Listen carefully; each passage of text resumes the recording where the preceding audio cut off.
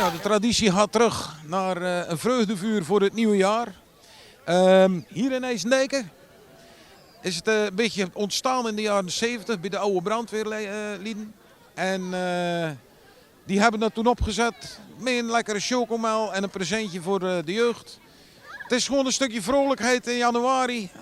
Een stukje afsluiting van de feestdagen.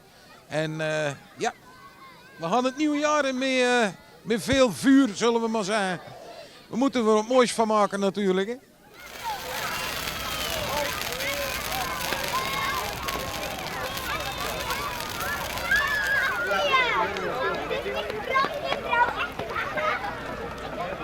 Iemand binnen?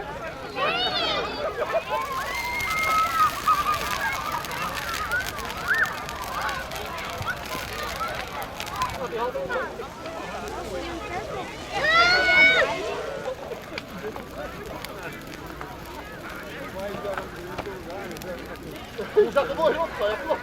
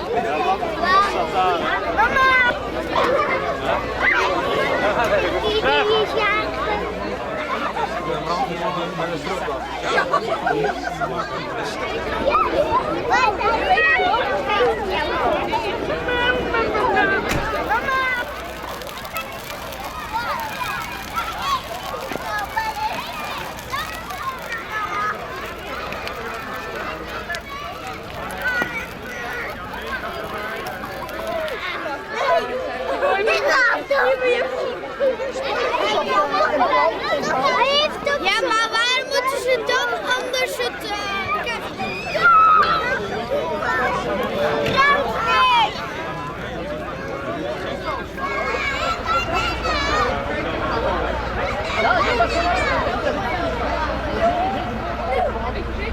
Is het leuk?